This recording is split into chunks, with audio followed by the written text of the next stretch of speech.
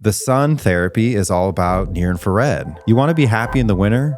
What you're missing is not so much ultraviolet light as it is the 70% of the sun experientially, which is near infrared. The SAD, the seasonal affective disorder, that hits hard for people. We know that in the winter, you're not getting the sun. Historically, though, we've always associated that with the ultraviolet light, which is kind of a double-edged sword because it's doing this good stuff in your body with the vitamin D production, but it's also ionizing radiation. It rips apart your DNA. So many people claim to have brought balance and resolved their SADs with my product, with near-infrared light, with a light source that's near-infrared. And definitely the sauna and the full-body therapy of the sweating is essential and important for that. But I've realized now, beyond it being a fire light and this targeted therapy light, it's a happy light.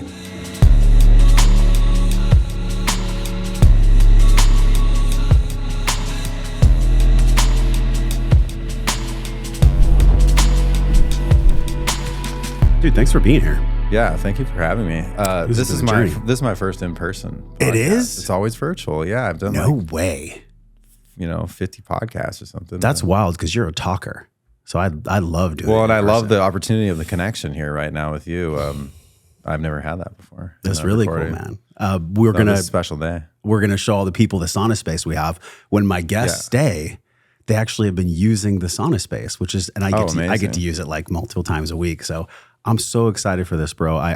My mind has been expanded by light therapy and photon therapy and, all your studies in Spanish. I didn't know this. You studied Spanish, which is really cool. Yeah, Spanish literature. And also OChem, which is like not for the faint of heart. So you have a very academic background, but you're deeply spiritual, which I love the contrast of those two things. Yeah, that's the divine balance. I'm so grateful to have developed the very logical, very intellectual, because, it's brain, heart, gut, mind, consciousness, will. And I've got will, man. I move. I'm a mover. Yeah. And I've got my brain really well developed. It was my heart that was guarded for a long time. And so now I'm in a new space where I am open and I'm making all of my decisions with my heart. And it's just been this huge force multiplier, because like the brain takes a long time to develop, the disciplines and all these things. And for me now, all of a sudden the heart's open. It's like, whoa, I can just do everything like this, like everything with intentionality of coming from a place of love, delivering it in kindness, being in gratitude all the time. And my brain analyzes and plans really well. And then I move with my gut. I'm a very heady person. So with breath work and all my little tools, my biohacking tools, I find that it grounds me into the earth. And a lot of people don't know this, but I was fascinated by how long this therapy has been around. And obviously we'll unpack like one little later time your story, how you found this, but it's been going on since the late 1800s. With Dr. Kellogg and a bunch of other people that we've linked in the show. Mid-1800s, Mid 1800s. I mean, we say 1887, the incandescent light bulb was invented as we know it today, but it was like developing the pencil. It was a 30-year development that involved 20 or 30 of the most brilliant minds of that generation. And we'll talk about it. Like some of the big names that we know about in our popular culture were all hanging out. They were all friends, and they were all working. They were colleagues too.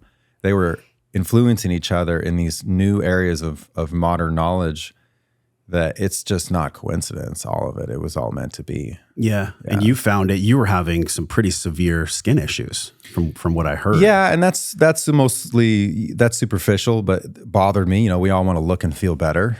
I'm no different than anybody else. But for me, that was one of an array of symptoms that were related to adrenal fatigue, or just being too stressed out, pushing too hard for too long. But you were young. Yeah. Oh, yeah. This was in 2000. So I formed the company in 2013. So this was like 2011. So this was 12 years ago or so. Mm-hmm. Not to date you, but were you in your 20s at the time? I was. Okay. Yeah. I'm still young, but I was really young then. I had mind racing and insomnia.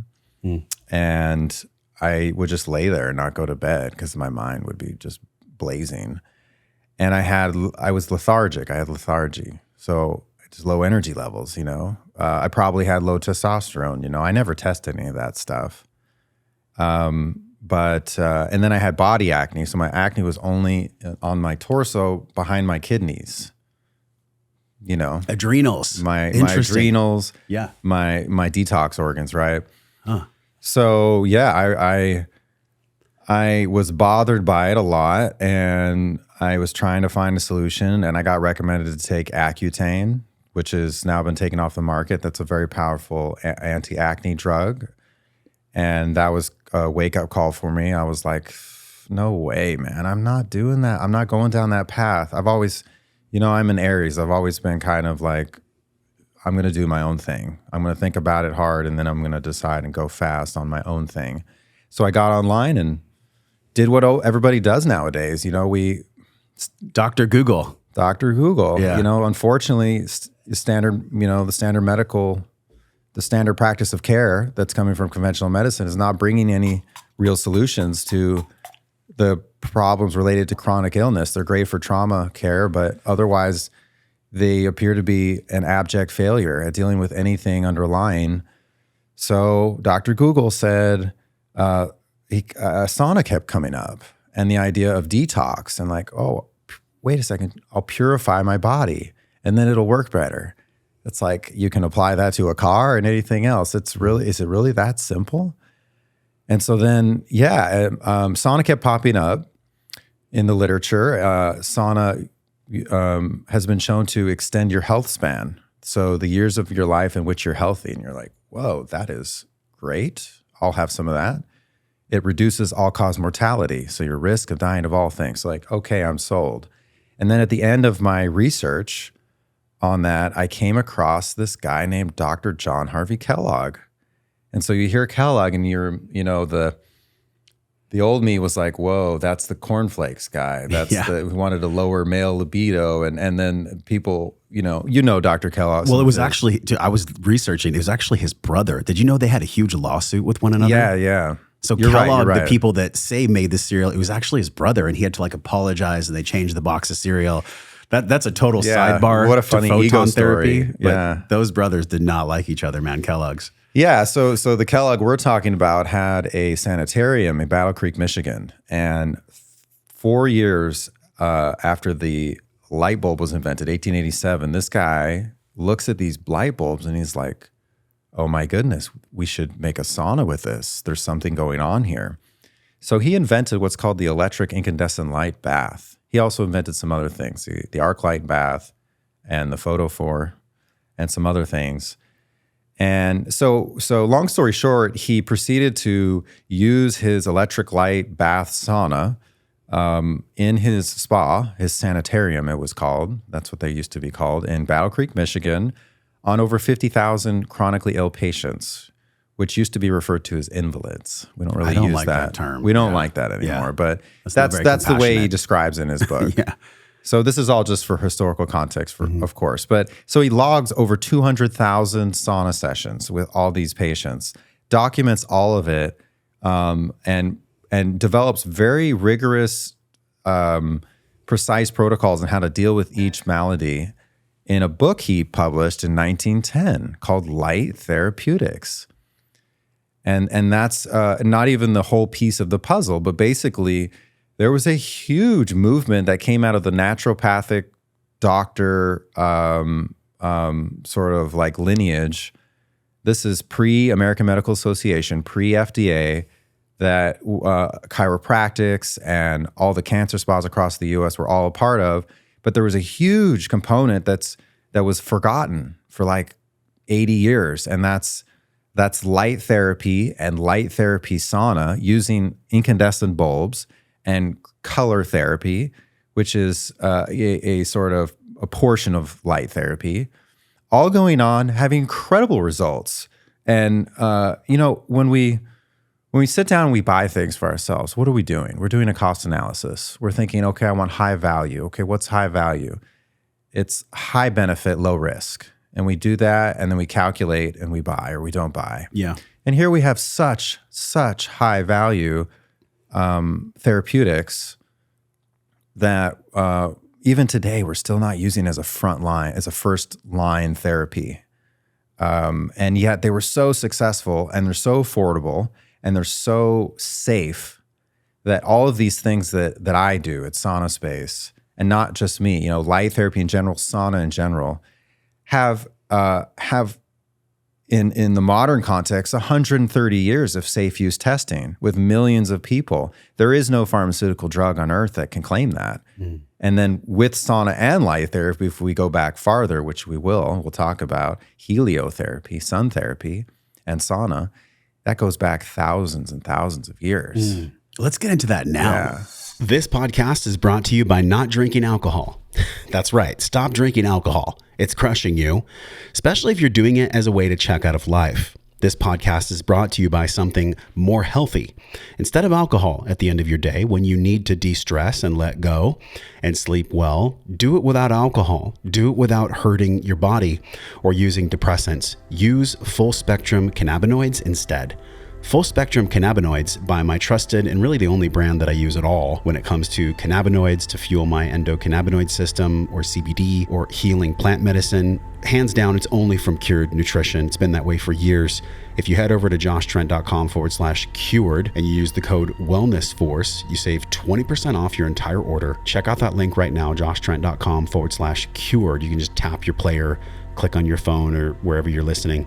Use the code WellnessForce for 20% off if you've been having an issue with alcohol. And if you have, there's no shame. It's like, just take the inventory, right? If you've been having an issue with alcohol, or you know someone that's using a lot of pharmaceuticals or drugs to push them to go to sleep, why don't you get something to gently pull you to sleep? I absolutely, hands down, promise you, if you use a full dropper of the nighttime cannabinoid oil, it's an absolute game changer. It's been that way for me. In my entire family, it's not a night that goes by where I don't use it. And I notice when I don't use it, the rich terpenes, the full extract without the junk, organically farmed, absolutely the only brand I use for cannabinoids and my ECS system. It's been that way for years, and it'll continue to be for years ahead. Give it a shot. joshtrent.com/cured. Use code WellnessForce to save 20% off. Incandescence, the sun is incandescent. Which I didn't make the connection. Yeah. Like the bulbs that you've made that are on the screen right now, the hand blown incandescent bulbs, you had to do like 4 or 5 years of R&D on this thing to kind of mimic, in a way, the sun, the incandescence of the sun. Most people don't know about that. Yeah, people are more familiar with LEDs. It's monochromatic light that's 1 to 10 nanometers in wavelength. So if we think about it visually, it's like a big narrow peak, very powerful peak of light if we look at a spectrum. But that's not the light of nature. That's digital light.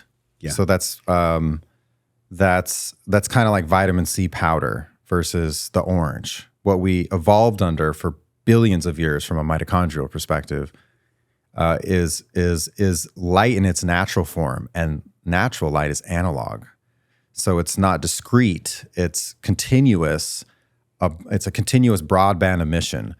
And the light that nature produces that does that is only incandescent light since the history of existence, since the beginning. So incandescence is basically when you heat a material hot up in nature, it begins to glow. Think of an iron rod glowing. That's incandescence. Yes. So we all emit light, right? And we know that. People have auras. There's this Japanese inventor who invented a camera that can take images of like single photons. And so you can actually photograph a person's aura. That's a very interesting. And so we're using modern instrumentation to explore all of these things that we've always known that they're just covered up and forgotten and all that. But essentially that's incandescent light. In physics, it's called black body radiation. So you can integrate Planck's law and calculate the emission of a light source based on its temperature. What's Planck's law? Planck is the Planck. The physicist, the German physicist Planck. So anyway, all that to say that there's a very interesting quantum mechanics, physics underpinning that validates all of what we're talking about. And so for the sun, for example, you can look at the sun, know that it's 5,500 to 6,000 Kelvin, and you can use this physics theorem, and you can calculate the emission of the sun theoretically. And then you can go out with a special instrument and measure every wavelength of the sun and its relative power level and map it and graph it against the theoretical curve. And guess what? It matches perfectly. So I love this. I love how we're bringing together the ancestral wisdom, and it's aligning with the modern sort of rational analysis, the more Cartesian approach to things. What we're measuring now, what we're validating, is in fact what we always knew, that the sun's good for us, right? Mm-hmm. Go out in the sun and feel better. There's actually, we talk about COVID, the 1917 Spanish flu? Mm-hmm. It was the most disastrous flu epidemic, perhaps until COVID. The Surgeon General of Massachusetts did a study after that because a lot of people were afflicted with post-influenza pneumonia and from the Spanish flu. And he published a beautiful study in 1919 and concluded that, guess what the best thing is for influenza-induced pneumonia? Light and air. Get out in the sun. And the soldiers in the army, they in World War I or World War II, like in the Pacific Theater, they were dying left and right, of trauma wounds. And even in World War I, and actually dating back to the Civil War, they realized that, hey, all you have to do is put the patient outside instead of keeping them in a tent, and the survival rates were like way higher. So yeah, the sun is the great incandescent in the sky. It nourishes all life on Earth. Mm. It's so obvious, and yet we're told nowadays to avoid it. And certainly my product doesn't replace the sun. The sun is the real deal. But that's what biohacking is. We are in this weird artificial modern world where we need to trick our body basically into thinking it's in that ancestral environment so that we can thrive, and not just like struggle through life. So incandescence is what our bodies crave. That's what we need. And it's not just my light. My light's very modern. It's the campfire. It's the firelight. Mm.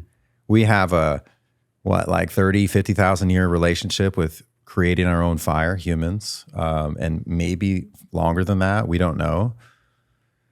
And so there's for example, the practice of Agnihotra, where you create a campfire and then you cast the sacred ghee into it, and it's at sunrise or sunset, and the light of the sun hits the fire and hits the ghee that burns when you cast it into the campfire, and reflects healing energy basically towards you. It's an ancient Ayurvedic practice. And everybody loves a fire, after dark. And so it turns out now that we know there's some things going on there. The heat feels good, and we'll talk about all the benefits of sauna and the cellular benefits, and just heat feels good, the mm-hmm. mood and stuff like that. But also the light therapy. So even the campfire is stimulating your mitochondria and doing mitostim, doing what most people more commonly refer to as red light therapy. Is the campfire also incandescent like the sun, or is it different? Yes, exactly. It's that same... You're burning the wood, it's heating up, and it's emitting light naturally according to Planck's law in that spectrum. And the spectrum and the peak of the spectrum matches the temperature of the light source. So if we go from high to low, the sun is the hottest. So its curve is... the peak of the curve is in the highest frequency point of any light source we have. So with the sun, the peak is in the visible light range. So there's a lot of blue light, and there's some ultraviolet light as well. With the SaunaSpace thermalite bulb that I did spend many years working on, because I wanted to be really near infrared centric, so it's as hot as it can possibly kind of be in terms of standard incandescent light sources. But there's no ultraviolet light, and there's no blue light because the glass filters out that little bit of blue. Mm. But even the sun, well, we'll get into that, the sun, some aspects of the sun. But in the continuum, this is 2,500 Kelvin. It's half the temperature, literally the temperature of the filament inside that's producing the light, the tungsten metal that's glowing. And then if you go down from that, The campfire is, maybe 1,200 degrees. The candles, maybe 1,000 degrees, right where you see the light. Yeah. And so all of that is incandescence. The difference is, what have we evolved under the sun? So the sun is 43% in the near infrared band, in the band that stimulates a mitochondrial response. We have mitochondria in every cell of our body except red blood cells.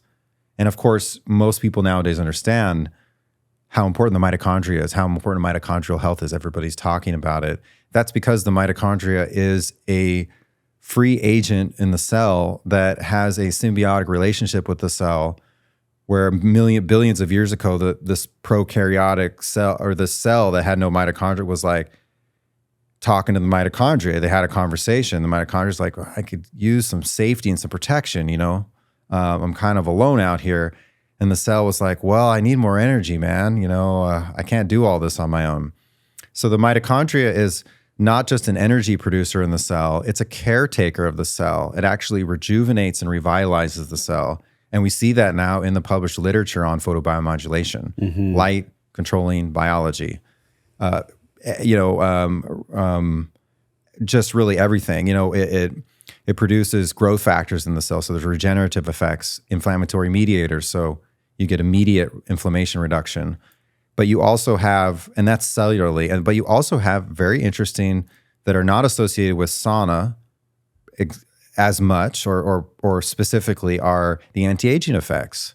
So it promotes reoptimization of the transcription factors, the enzymes and the proteins that control gene expression, that control like how the blueprint of the cell makes the cell. So here you have something, you're sitting in front of the campfire and it's doing all of those things in a subtle way. The difference is my light is 39% near infrared and the campfire is probably like 10% or 12%. So the campfire is gentle and mild, even though we really vibe up with it. But with my light, you sit in front of it and it does feel like a campfire, but like on steroids, it's like, whoa, this is so stimulating. And yet it's not a type of stimulation that's antagonizing. Like it's very calming and relaxing. And that's because, at the tissue level and the organ level, it's promoting immune modulation. So it makes your immune system work better. It doesn't activate it or suppress it. It does both in a particular way. It activates the response phase initially, and then it helps the body metabolize inflammatory, like cytokines, pro-inflammatory responders. So it actually makes your immune system work better. It causes a monoamine neurotransmitter release, so serotonin, dopamine, and then it promotes regeneration in the nerve cells themselves, and then it also helps them talk to each other better. So you get improved neural functioning. So one of the number one things light therapy has been demonstrated to be so effective for is like TBI. Interesting. Traumatic brain injury. Yeah. Some really good studies on Iraq war veterans and also youth concussion victims. And so we see that more and more widespread in literature being used. And so all of that's happening in front of the campfire, but just way more with this light that I produced because of the higher temperature. It's such a trip. When I was a kid, my grandparents, this is an old school house, like 1940s, they had a red bulb in the ceiling in their bathroom. And I always turned it on when I went over there. It's funny, like I was sitting in the room and I was with the SaunaSpace and I had like a flashback. I remember when I was like 12 years old in my grandparents' bathroom, like loving how it felt. Now, obviously, that bulb is like way different. There's bulbs that heat livestock and chickens and horses. This is a totally different bulb. But it brought me back, like it almost like time machined me, dude. It brought me way back. And I remembered how it was like a comforting feeling. So beyond just like you've talked about immune modulation and mitochondrial health, also there's a ton of other things we'll explore. But on an emotional level, there's something beautiful about giving yourself 10 to 15 minutes to just breathe and be lit up by the light of the sun, essentially, in your own house. It's pretty beautiful. Yeah, it's... the old me would really get into the weeds of it and try to impress you with all of the research. There's 7,000 photobiomodulation studies. There's like 2,000 sauna studies. But, you're right. Like, let's simplify the picture. Yeah. It increases your frequency. And when you're in your higher self, you're being your better self. And damn, if that don't feel good. It feels good. It feels really good. Yeah. Even 5 minutes of having the photon therapy light on your face or on your back, if you're having some back pain, will just kind of calibrate you for the day. I have so many people, so many customers who they don't know what's going on. They just, after they use the sauna, they're like, I don't know what this is, but I feel better and I'm happier. And what is this feeling, Yeah. And that's what's happening. So once you give your body this thing that, by the way, we're supposed to get it every day, a daily dose of the sun, preferably morning sun, where the ratio of red near infrared to blue ultraviolet's the lowest. And there's actually some interesting studies in that too. There's a recent study, there's 2 of them in the last couple of years that showed that morning, and not afternoon, but morning near infrared light exposure to the eyes reduces, or it stops and slows down worsening of the eyesight. Yes. But And it wasn't the afternoon light, it was the morning light. I've heard Huberman talk about this, that it sets you up for actually the next day's health. So it allows you to prime yourself because you're getting all the input through your eyes, and then your metabolism is reset for your circadian rhythm the next day. Yeah, Is the that next also day. what you've And researched? also immediately it has a photoprotective effect against the coming ultraviolet light and the blue, or for nowadays, like those of you who live indoors, right? It's the blue light. Which is pretty much everyone. Everyone everywhere. So Unless you're blessed to live in a camp. I mean, yeah. I mean, I would love to live the avatar life, right? Yeah, Like that's ideal. That's what we're programmed to do. But here we are. I don't want to escape things. I want to affect change for the good here where we are. So we live in a blue light world, a synthetic blue light world. And so when I travel, for example, I always have the photon with me, and I make sure not to turn any light on, even in the bathroom, until I light that up and have that just for even like a couple minutes before I get any blue light into the eyes. And that's the same concept as what we're talking about also at night.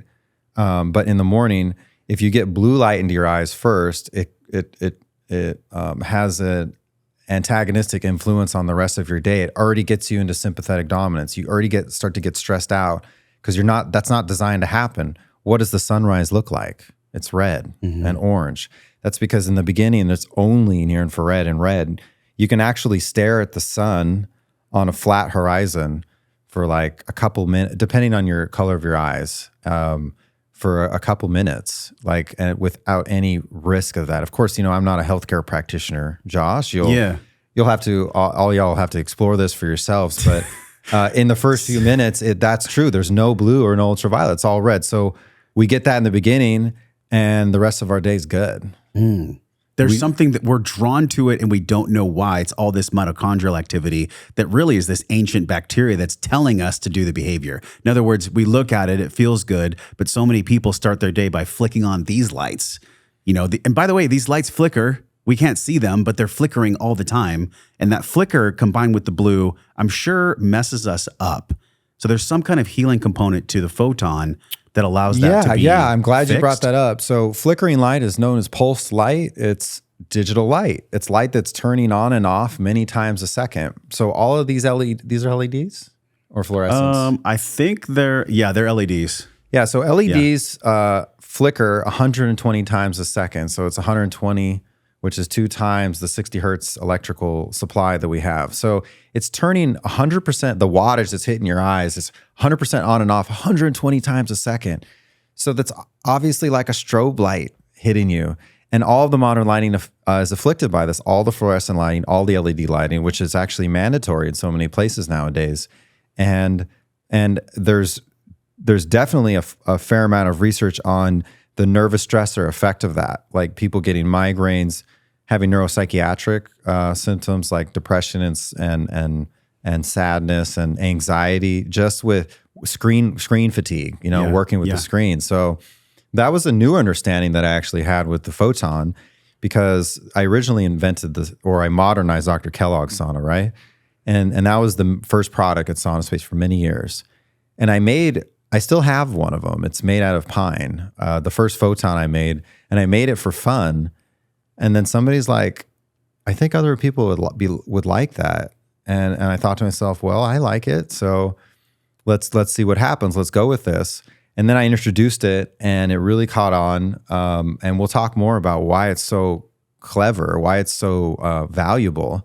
But the first thing I stumbled upon, and I measured this, was that it cancels out blue light and it cancels out the measurable the measurable flickering light that comes from digital LED light sources. So I was first measuring screen monitors and just not studio lights, but just standard home fluorescent LED lighting.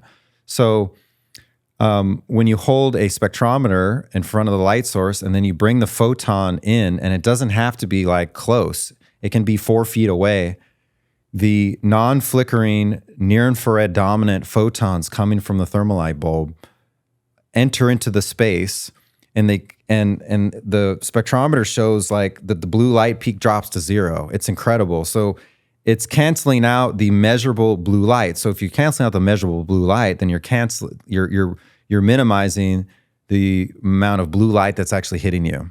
So the blue light stress is dramatically reduced. And then I was like, the flicker, and I measured the flicker from the screens, most of which have a very dramatic, LED flicker, and the flicker would go away. And I was like, what is going on here? So my theory is that the non-flickering photons from the incandescent light source of this really high temperature filament are filling in the gaps in between the pulses, so that what we perceive, what we measure, is analog full spectrum continuous light, like direct current light. So by the way, the LEDs flicker because it's alternating current. So alternating current is switching directions like 60 times a second. That's what the hertz is. And great for distribution of power and providing us electricity in all the homes, but terrible for our health. So the analog light of nature is DC. It's direct current. It's all the time. Same thing with EMFs. The current of the earth is not AC, it's DC. So then I was like, wait a second, I'll just work with this next to me all day long. And then that led into an even larger conversation. So people use this to beat screen fatigue, where we get stressed out. So we're canceling out the blue light and the flickering light. We're making the outdoor environment more like the indoors, and our office space, where so many of us work all day long in front of these screens, and the stress of working and the emails and the whole interaction, the forced interaction with the computer in order to provide for ourselves and make money. It's just a reality we have to live with. So I have my Photon on our Photon desk arm, but you can equally just have it next to you pointing up. That's typically what I do. I just have it I work there at the standing desk quite a bit, and I'll just slant it up because it gets warm. So it's like a good, 3 feet away from me. It's a pretty big standing desk. And I'll just have it slanted up so that my eyes are getting more of the light than my body. But then when I go in the space, I'm going 15, 20 minutes and I'm feeling the heat and I'm sweating right away. So there's like I guess you could say, acute use of the SaunaSpace, but then just the Photon, you can use that thing all day long. I remember our mutual friend Luke, I went to his studio and he had the light on. I'm like, what are you trying to heat up eggs in here? I didn't know what he was doing, but then I found out about the technology. So we can use this all day long. So and that was the huge epiphany I had. I had this huge download. I was like, wait a second, I'm using it at the office all day long. I can go home and I can continue to use it. So the classical uses, as you said, with the Photon, one bulb is 12 to 36 inches or something, to provide relief of local tissue. So you use it on the naked flesh. That's the classical use. Single lamp therapy, it's called. This dates back to those 100 years ago or more with Dinshaw and Kellogg and others. And so I've always had that, but then I realized, wow, it's actually a firelight. It's an indoor campfire that's way portable, way easy to use, very safe to use in an indoor environment, very convenient. How can you have a campfire indoors? And so I started using it all day long. And then I would get home and have the Photon in my living room and in my bedroom. And so with the classical use, you're using it for a limited duration, like 10 to 30 minutes, only 10 minutes on the head or the throat. And then you actually don't do it for like an hour. So you want to stimulate and let the body respond and heal. But if you tilt it up like this so it's not directly pointing at you, or it can just lay on its back and be straight campfire mode, you can have it on an unlimited amount of time around you all the time. And so then I realized, wow, it's vibing up everything. It's making everybody happier. You can use it in a healing room. You can use it in your business area. You can use it at home with the family. It's a blue light free source of light after dark. So turn off your overhead lights and use this. It's enough light to hang out with, to have dinner with, and to do anything with. And because we live indoors, we need to have this light next to us just to be well nowadays in this modern crazy. We're trying to live analog in a digital focused world.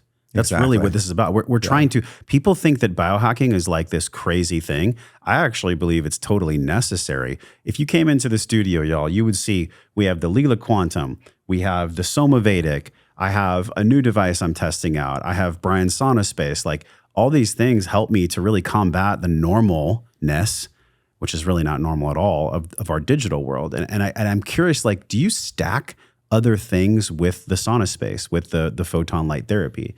Like we did some of the mitozen before we recorded. Like what other ways can we prep the body so that it gets all these beautiful benefits of the photon therapy? Yeah, what you said was beautiful. So think analog. And by the way, yes, I agree with you. Biohacking is a great term. We're not cheating. It's not a shortcut. It's not a shortcut at all. We're just tricking our bodies to be happy. We're using these modern devices to create an environment that our bodies are programmed to get. So it's not even tricking. It's not even really the right word. We're giving the body what it needs, and we're hacking this modern craziness that we have because we want the benefits of modernity. I want the electricity. I want the connection that comes, with all the technology, but I want to have my cake and eat it too. So that's what biohacking's all about. But yeah, I'm definitely not a single faceted guy. Like I love my product the best. It's saved me. It's saved so many people, but it works in my life in concert with so many things that I do. Diet wise, I'm type O. So O positive. I think I'm positive. Mm-hmm. And so I've always been very inclined to eating meat. And that's kind of the metabolic blood type diet, for my blood type. And I actually recently just as a trial kind of cleansing thing, I tried veganism for about 6 weeks. And it was really fun. It was very cleansing. And I realized I was eating maybe a little bit too much meat, and not enough anything else. Mm-hmm. But I did realize at the end of it, as I began to reprogram my intuitional approach to food, that was calling to me, meat. And so I've always eaten paleo, and now I'm just more discerning. Like some days I'll have, a shake or a juice, and that's okay. It's I'm not dogmatic about it anymore. Yeah. But healthy living includes definitely what you're putting into your body. And I think much more important than telling you to eat meat or to eat vegetarian is to eat with intuition. What does your body need? Some people don't have the enzyme. I think Jordan Peterson's daughter is that way. 1 in 33 people don't have the enzyme to metabolize lectin. Mm-hmm. So those people are definitely more carnivore inclined for sure. Yeah. If you look at the Indian culture, they've been, have a predominant vegetarian culture, except the wealthy Brahmins and stuff for thousands of years. They're inclined to that based on the ethnicity. People in the northern climes, more European blood, we tend more towards meat eating, and so interesting though. Why is that? Well, where do they live? In the northern climes, lighter skin, lighter eyes, less sunlight. In India, in Central America, along the equator, you get so much sun. So it's what is the sun doing? The sun is fueling you. Let's not forget that. We talked about some of this minutia. The sun actually increases your ATP production in the cells, the mitochondrial stimulation. That's one of the 3 direct effects. So it's literally giving your cells energy without adding any sugar in. Mm-hmm. So you actually satisfy your caloric requirement in part by getting an ample dose of sunlight, especially in the morning, to the extent of, you may not eat so heavily in the summer when you're getting a lot of sun. But as we go into hibernation in the winter, we're looking more towards those really like long-lasting foods in our body that are really nutritive, like meat. Yeah. Just like the bears. It's interesting you mentioned the winter because the SAD, the seasonal affective disorder, that hits hard for people. And it's not just vitamin D lacking. It's all the light spectrum that they're not getting as well. There's machines out there that can so much give you vitamin D and you can take supplements for it. But like actually treating SAD and really making an impact on that, if it's 12 degrees below, I'm sure it gets pretty freaking cold in Missouri, right? Like you can't just step outside and get sun and sometimes. forget Missouri. I grew up in Montana. Okay, so even colder. Ooh. I think they just had like minus 45 this year. Yeah, which is wild. Where I grew up was Great Falls, Montana. Okay, it was actually minus 55. That one. That's not that inspiring to go outside. So and get sunlight. Whoa, yeah. So how do we use this? How do we use this? So this is. I'm glad you brought it up because there's definitely an interesting debate going on right now in the medical world and in the wellness world. Like, how do we treat SADS? The conventional medical prescription is a vitamin D lamp, like of 10,000 lux, so a very high powered fluorescent bulb. Mm-hmm. That is flickering and is a lot of blue and ultraviolet, mostly blue. And it does absolutely, the ultraviolet light is what promotes vitamin D production in the body. And yes, we need that. Like with the COVID stuff, we knew that if you take some vitamin D, that can be a very, very essential supplement in helping with things. And we know that in the winter, you're not getting the sun. Historically, though, we've always associated that with the ultraviolet light, which is kind of a double-edged sword because it's doing this good stuff in your body with the vitamin D production, but it's also ionizing radiation. It rips apart your DNA and has, mutagenic effects, which can lead to be carcinogenic effects. And then blue light on the spectrum is right next to ultraviolet. So there's this arbitrary line, not arbitrary, but there's this line where we say ultraviolet is ionizing, blue light and anything lower visible light is non-ionizing. So it doesn't rip apart our DNA by being so powerful that it goes right into the nucleus. That's really well protected. But it does result in the same thing, which is really interesting. So blue light causes free radical formation in the cells. And so nature and the intelligence of nature picked up on this millions of years ago. And that was what the mitochondria was all about. So your body gets, it's like 2 or 3%. I don't know what the numbers are. It's like 2 or 3% ultraviolet. It's like 7-8% blue or something like that. Boom, it's 43% near infrared. So when you're getting these damaging wavelengths from the sun in the morning, you're getting this huge mega dose of mitochondrial stimulation that's basically preparing defenses and antioxidant actors like melatonin, which we haven't talked about. That are right there, ready to cancel out all those oxidating effects and repair the DNA damage that's happening from the ultraviolet light. So you get the benefit from ultraviolet and blue, and you don't have the long-term effects of the consequences of too much ultraviolet light blue exposure because you're getting so much more near infrared at the same time. And it's the near infrared, by the way. It's not the red that goes in deep. So red and near infrared do the same thing to the mitochondria. But most of the light therapy devices we see are red, and we see red light therapy as the more commonly used nomenclature. But red light doesn't penetrate bone tissue. It doesn't go more than a couple inches into the body. It's the near infrared that can go 4 or 5 inches deep. So if you're wanting to do light therapy on your brain to nourish your brain, don't bother doing red. It's not even going through your skull. Only near infrared will. So if we look at the sun and we say 43% near infrared spectrally, that's not the whole picture. If you look at the sun from a photons per second experienced, how much per second all of the cells, even the deepest ones in your body, are experiencing, it's 70% near infrared. So if you look at it from the experiential perspective, the sun therapy is all about near infrared. I mean, all about near infrared all the time. So back to the debate about SADS, this flickering fluorescent bulb, right? And we've had this going on for many years. And you can look on my website at the customer reviews. So many people claim to have brought balance and and resolve their SADs with my product, with near infrared light, with a light source that's near infrared. And definitely the sauna and the full body therapy of the sweating is essential and important for that. But I've realized now, beyond it being a fire light and this targeted therapy light, it's a happy light. You want to be happy in the winter.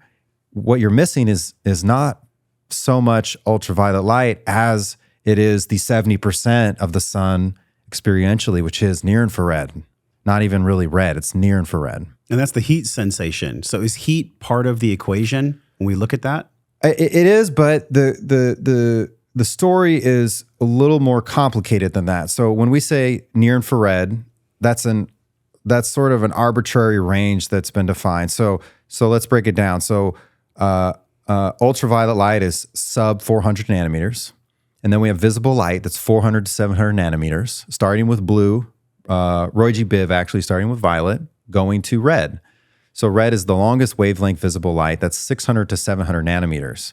So at 600 nanometers, mitochondrial stimulation effects occur. And they occur because the cytochrome C, so the cytochrome is cell of light, light of life. That begins to absorb. It has absorption bands for wavelengths of light that start at 600 nanometers.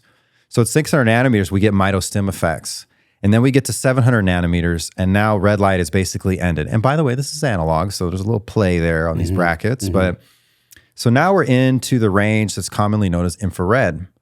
And then we have, and so in the infrared range, we have A, B, and C infrared, near, mid, and far infrared.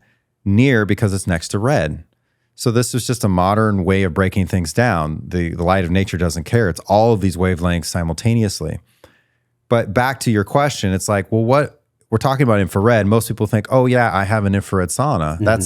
That's a heat therapy. It's not a light therapy. And then folks look at red light therapy and light therapy in general, and they say, oh, that's a light therapy. It's not a heat therapy. I shouldn't feel any heating.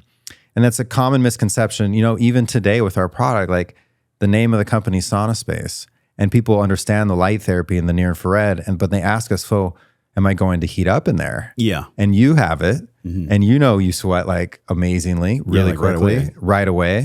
And so what's going on? So as we continue from 700 to 1,000 nanometers, the mitochondrial stimulation range is 600 to 1,000 nanometers. So it's all of red light, and it's about half of the near infrared band. And there's various areas where some of the wavelengths are more stimulating than others. But all of those wavelengths are absorbed by the cytochrome C on the mitochondrial membrane to some extent. So we're still in near infrared, and now we're at 1,000. And actually, we started, if we overlap a little bit, because it's all analog, the first overtone of water. So water begins to absorb light, and water's a chromophore. A chromophore is a light absorber. That's what that means. So we're all water in our bodies, right? Like 70% water by weight, 99% by water volumetrically. We could talk all day long about structured water and the role water plays in communication. It's essential. It's not just a medium in which everything is happening in our bodies. It is its own actor. It's the conductor as well. It's the conductor. Yeah, it's the connector. It's the networker. And so water absorbs light naturally according to a spectrum called the water absorption spectrum. So if we look at the optical window of the human body, got two sides. So on my left, I've got, ultraviolet light, really high frequency stuff. And over here, I've got infrared. And in between my hands is the optical window of the human body. So melanin in the skin and hemoglobin, two big components in the body, absorb the ultraviolet wavelengths, and they prevent them from going in deep and damaging organs to a great degree. That curve drops, and then right when that drops, you get into the mitostim band that's red light and near infrared. So you're getting all of this stimulation it's no coincidence, in the wavelength range that has the deepest penetration. We're talking about tissue penetration. That penetration maxes out at 930 nanometers. So it's the near infrared that goes in deep. Red's not going in deep. It's still getting kind of absorbed by hemoglobin and melanin. But near infrared, we're going in super deep, and we're stimulating the mitochondria from 700 to 1,000 nanometers. But then here, now we have water begin to absorb light. And that's also protecting us in a different way. It's protecting us, and it also has a function of heating us, using light to heat the body, which people understand with infrared. So water's absorption spectrum starts at 980 nanometers, and then it begins to climb really dramatically by about 1,600, 1,500 nanometers. It's absorbing most of the light. So most of the wavelengths greater than 1,500 nanometers are not penetrating deep. And so guess what? Near infrared is 700 to 1,500. So to really like break down your question, near infrared light does the same thing. If we're talking about the whole band, if we're specific, we're saying near infrared and red light from 600 to 1,000 nanometers is light therapy. It's stimulating the mitochondria. It's doing all that stuff. It's not heating you at all. But all of the wavelengths in the near infrared band from 980 nanometers to 1,500 nanometers, the lower end of near infrared, is being absorbed by water and is heating you. So you're getting light therapy and heat therapy at the same time. You're getting the best of light therapy because you're getting the deepest penetration. So the gut and the liver and the kidney and the brain, particularly the neural tree, only the near infrared light is accessing that. The only wavelength of light that's been shown to penetrate bone tissue is near infrared. So your skull is the thickest bone tissue in your body. Obviously, you need near infrared for that. So it's really I'm so grateful to have figured this out, and not even the first one. You know, all these smart guys like 120 years ago figured it out. But it's a more effective light therapy because we're near infrared centric. And then it becomes also a better heat therapy because of what I'm going to explain to you now. So you're like, okay, infrared light's absorbed by water. That's how light heats the body. But wait, there's a water absorption spectrum. Water is only absorbing light partially at the beginning of the spectrum at 980 nanometers. And in near infrared, it rises like this. That's why still in that heating portion of near infrared, you have really deep penetration, but then you get partial absorption of light by the water molecules. It's kind of a weird quantum mechanics concept, but basically all of these near infrared photons from the SaunaSpace bulb are hitting you. Some of them are going in 5 inches and hitting a mitochondria in your liver. Some of them are going in 5 inches and hitting a water, and through a quantum mechanical probability are being absorbed. And so that's why we call it partial absorption. But in statistically speaking, in general, the wavelengths are going in deep and they're stimulating both the mitochondria and they're heating up the water molecules deepest within your body. So when you use the SaunaSpace infrared, the near infrared style from an incandescent light source, you feel like you're getting warm from the inside because it's a radiant heat thermodynamically that is immediately heating you inside. When we compare that to far infrared saunas, which are operating way over here in the low infrared spectrum, or the long wavelength, low energy portion of infrared, we're in water absorption's most powerful absorption. So the far infrared photons are only penetrating the skin and the dermis a little bit. And the far infrared sauna is a glorified Finnish sauna. It's a glorified traditional sauna, which is not bad at all. It's all good.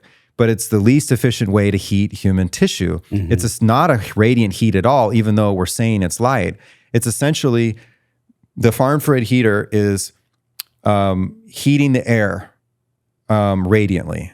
And then the water molecules and the air itself are circulating through convection and getting the air really hot. And then the hot air is heating you conductively from the outside in. So if you sit in I'm sure you've tried a traditional sauna before, yeah, right? I mean, I have one at the house. And I think you used to have a far infrared sauna. I have one now. I mean, I really can't compare the two because the one that I have at the house takes me like an hour to warm up. So I only use that sometimes. So you're warming it up, Josh. You're warming it up because you need the air to be hot. I'm warming the air. So you're warming the air, and then you sit inside, and it takes you a long time to sweat. So a far infrared sauna session, like a Finnish sauna, is an hour-long session. You know, some people actually do longer. Whereas with my product, with incandescent light, you go in, you turn the lights on, and you're sweating like within the first 10 minutes and you're done in like 25 minutes. Yeah. This is what I think most people get wrong is they try to compare the two, and you really can't.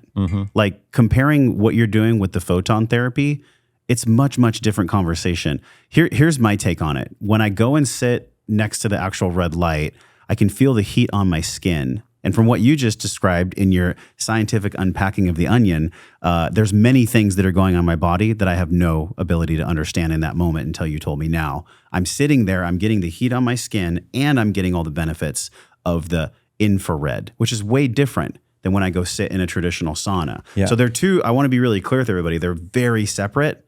There's some health complementation that happens, but with yours, what do people mostly get wrong when they try to compare this photon light therapy to traditional sauna? What tends to come up the most in conversations at trade shows? Well, definitely that first thing. They're like, people come up and they say, "Oh yeah, this is red light therapy," and I'm like, "Well, it's 8% red light therapy, but mostly it's near infrared." So we talk about what we just talked about how if you want to stimulate all of the body and not just make your skin look better, being healthy from without means being healthy from within. The organs are in the torso. This is the site of all the body's toxins and all the body's like degeneration and disease is all developed like here. So if we want to deal with those things there, near infrared is obviously more effective. So that's a big misconception. And then you just touched on the other. It's the heating. Everybody associates sauna, modern sauna, and infrared sauna with far infrared. So they think they have to be in there a long time, but they're getting infrared therapy and they're not. They're getting sauna therapy. So let's clarify that for everybody, because that's also a huge misconception.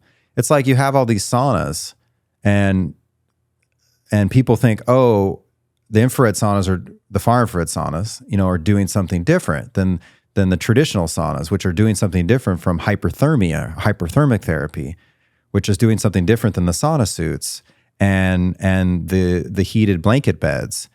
No, they're all doing the same thing.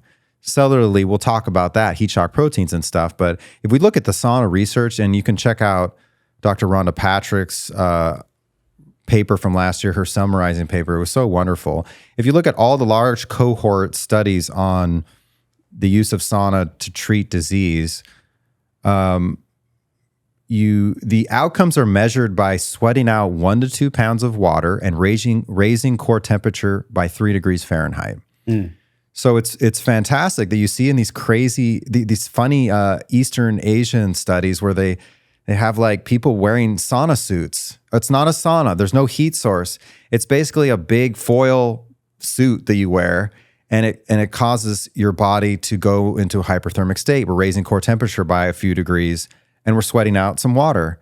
And it's ideally it's passive because of the nervous system activities. But even during a workout or whatever, you're seeing the benefits that are associated with sauna. With the most popular study was the Laukanen study. It was 2,000 males. It was published in 2015 that we first saw really well validated, like reduction in all-cause mortality.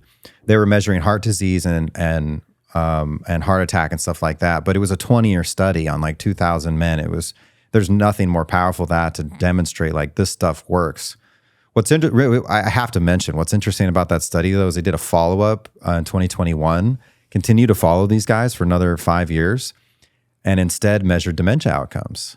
And guess what they found? So in the first study, they found if you use sauna 1 day a week, your risk of dying of all things goes down like 30 to 40%, maybe even more. But interestingly, if you use sauna 3 times a week, your risk goes down another 30 or 40%. Those are not the exact numbers, but essentially, the more you do sauna, the better. You can't overdo it, certainly. So then the Rhonda Patrick article, we see that doing this like 3 times a week, raising core temperature 3 degrees and sweating out 1 to 2 pounds of water, both of which you can measure, by the way, with a digital scale before and after your sauna session. The weight loss is equivalent to what you sweat out, 1 pound of water. And then you just use a thermometer and you can measure your core temperature. And I love how simple that is. It doesn't matter what the technology is. It could be the sun. It could be a hot tub. It could be a Celtic, sweat cave. It could be any of these things. The outcome that we need to measure is really simple. And we're getting that benefit in all of these types of hyperthermia, raised temperature therapy. But then me, I'm a mover. I like to be efficient. I like to have fun too. I like to feel good, but I want to get it done. And so when we use incandescent light, it's so fast. We heat the body up so much faster. And with the stacked component of the near-infrared centric light therapy, we get all these other benefits that are associated with photobiomodulation that also are not just a bunch of scientific blah, blah. You immediately step into a SaunaSpace on, you feel better. This is why people do the cold therapy as well. There's the cold shock proteins, there's the heat shock proteins. It's all giving people some type of hormesis. Like it's eliciting some result that is mimicking probably what we would have occasionally encountered in nature. Like it's not too often that people that live in high rises in NYC get cold or get that hot. They're probably not experiencing that. But if we can use the tools, like I have the plunge, I have the SaunaSpace, and if I stack the two of them together, I'm getting a lot of diffusion. I'm almost like pumping my organs, right? I'm getting the extreme cold, I'm getting the extreme heat. So there's a lot going on there. So it's detoxification, it's healing light therapy. And also you're getting this adaptive response to what we would have gotten in nature from the hormesis. Yes. Those are the three big ones that I'm experiencing. Well, I would expand a little bit more on sauna real quick. So you said detox, and that's what everybody's like, oh, that's the reason my all-cause mortality is, I'm purifying my body. So that's really only half of the story. So the heat shock proteins that are produced do two primary things.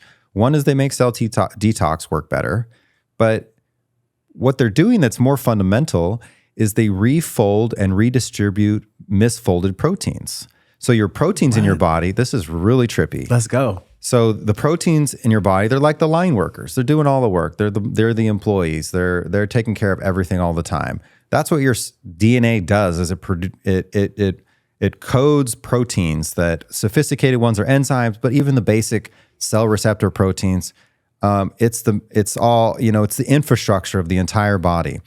So it's predicted now that probably 20 to 30% of the proteins that your ribosomes make that are programmed by your DNA are misfolded right out of the gates. And if you've seen a 3D like drawing of a protein, it's like this thing that looks like with all these ribbons and strings on it. It has hundreds and more folds in it. It's super complicated. And these things are supposed to talk to each other by fitting like lock and key in with each other. So when they don't fit right, they don't communicate well. So for example, the insulin receptor protein, this will be one that'll be relevant to everybody, is on the outside of the cell. So if it's misfolded, the insulin comes in and it doesn't talk well to it. So you get what's called insulin resistance. So bring in the heat shock protein. The heat shock proteins, by the way, are produced by the nucleus upon a continued heat stress. They're not there at resting body temperature. So when we heat up the body with sauna, heat shock proteins, these intelligent these repair workers get produced, like these emergency guys. They come out, they help with the cell detox, helping in various ways make cell detox more efficient. But at the same time, they're grabbing every protein they can and whipping them around and refolding them and correcting them and re-optimizing protein function. And then you also have protein homeostasis. So you got proteins to do this here, but if it's on the wrong side of the cell, it's not doing anything where it's supposed to. So they'll grab that protein and they'll bring it to where it's supposed to be. And they'll also correct and align and re-optimize protein concentration all around. So back to the insulin thing, the heat shock protein goes out of the cell, grabs the insulin receptor protein, fixes it, refolds it, and then the insulin comes in and connects better, and so the communication's better. So what do you get with sauna? You get improved insulin signaling. These are some recent studies, actually, and so we're obviously not making medical claims here, but the cellular mechanism is obviously there. So the heat shock proteins make all the proteins in the cell, inside and out, work better. So sauna has a major re-optimizing, rejuvenative effect that's not just purifying, it's re-optimizing at the same time. And the heat shock proteins do all of this. They do so many other things too. They slow down cell death. If you can imagine like fixing the workers' the proteins in everything, pick the organ system or the function, and that's going to be better and get better, and the disease that's associated with its malfunction will ameliorate. I hope you're loving this conversation so much, because at the core of light therapy, what we really want is to feel good, to feel better. And we can use light therapy to give our body what it needs from the outside, but also for energy. If we want energy, we get to choose to give our body what it needs from the inside, but not from caffeine all the time or from heavy stimulants, which you and I know leaves us burnt out. Well, there's something else you can do that's different than coffee or stimulants. For energy, it's called ketones. A lot of people think ketones are weight loss tools, which is true in some way, but the main benefits of ketones I love is energy. I'm always needing more energy as a father, as a partner, as a businessman. I always need more of it. And so ketones fuel my energy, my cognition, and my metabolic enhancement. What do I mean by this? Well, there's a specific scientific process called ketosis that your body switches over to that burns fat for fuel, but it happens only when your body perceives that you are in starvation mode. You have to be starving to get the benefits. What if I told you that you could literally trick your body in the most loving way, in a healthy way, to feel like it's fasting, but you still get to eat food? Would you believe me? Would you do it? Well, the science is in, and exogenous ketones mimic endogenous ketones, and that fasting state for fat burning and energy enhancement. Every afternoon, about 1, 2, 3 o'clock-ish, I've been doing a shot of Ketone IQ from my friends over at HVMN, otherwise known as Health Via Modern Nutrition. Listen, this is not just some run-of-the-mill supplement company. This is a life-changing addition to your day. You can do this anywhere, anytime. These little tiny portable shot bottles, or you can save big and get the large bulk bottle over at joshtrent.com/HVMN. Use the code JOSH to save 20% off. When you go to that link and check out the science, you're going to be blown away, but you're going to be even more blown away by the way that you feel. This is the biggest report card, isn't it? How do you feel after you take something? Pick up a case or a bottle on recurring order of these ketones that give you energy without caffeine, without the crash. You're going to absolutely love this. Support this podcast, support your energy, and save a bunch of money while you do it. joshtrent.com/HVMN. Use the code JOSH to save 20% off. Yeah, you said that it's been contemporary, but also there's some ancient stuff. Well, not ancient, like 125 years ago, where I saw a post in The Atlantic that we'll drop in the show notes, and it was about Kellogg's claim that this red light therapy, this photon therapy, could actually heal people with diabetes.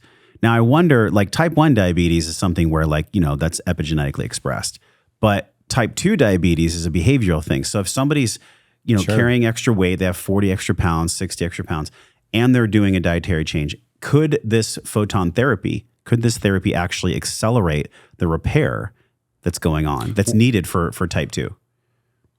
So if we talk about diabetes, we're talking about a systemic issue.